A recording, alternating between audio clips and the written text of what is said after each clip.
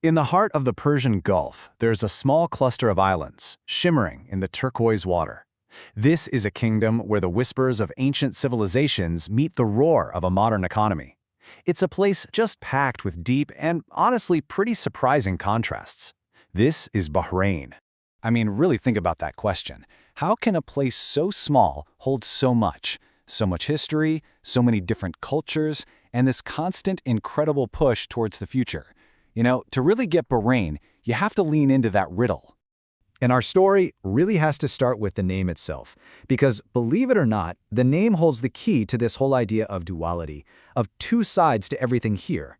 So Al-Bahrain, it literally translates to the two seas. But which two seas? That's the mystery. Some say it's about these incredible freshwater springs that actually bubble up from the seabed, mixing freshwater right into the salt of the Gulf. Others think it's just the water on either side of the island. The fact that nobody knows for sure is kind of perfect, right? From its very name, Bahrain is a place of two halves. Now, to really wrap your head around Bahrain, you have to understand just how small it is. We're talking about a land area of less than 787 square kilometers. That makes it the third smallest country in all of Asia.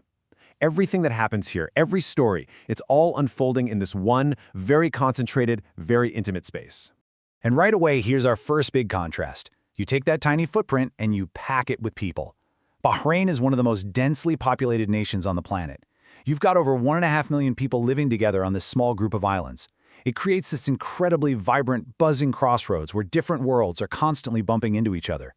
This whole idea of contrast, it isn't just about space. It's also about time.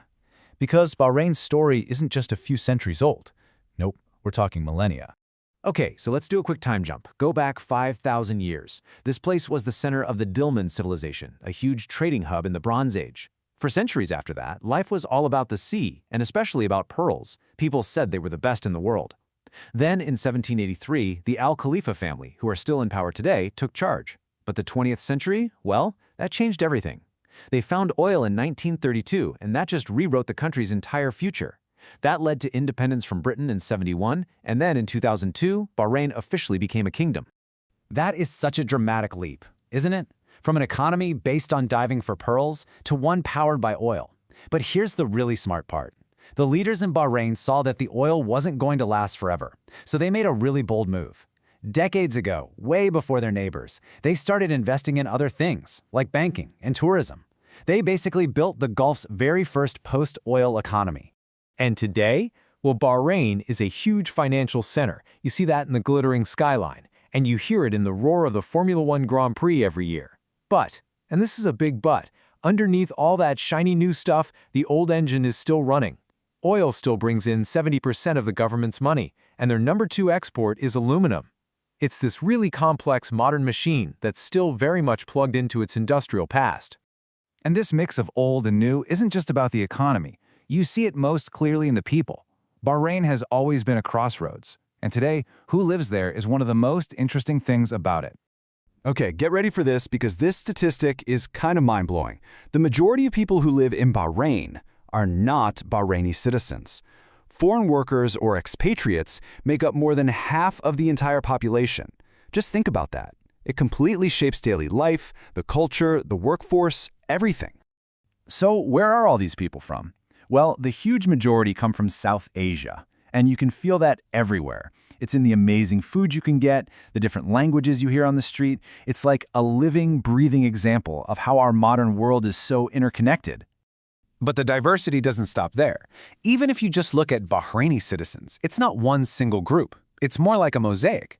Within both the Shia and Sunni communities, you have different ethnic groups with their own long histories. People with Arab roots, Persian roots, and more.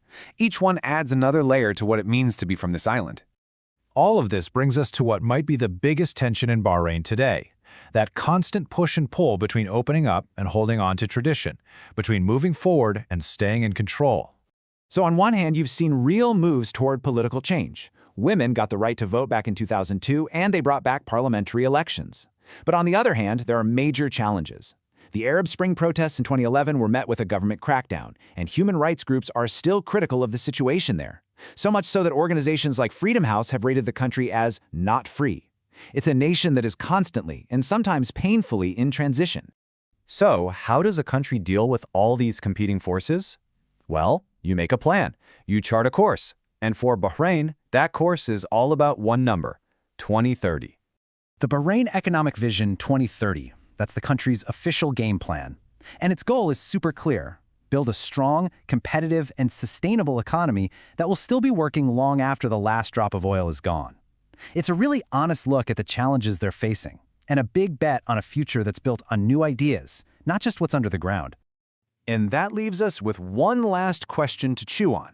For a nation whose name literally means the two seas, a place of fresh water and salt water, of ancient history and gleaming skyscrapers, of local citizens and a global workforce, the biggest question is still out there. Can it really navigate the powerful currents pulling it between its very deep past and its very ambitious future?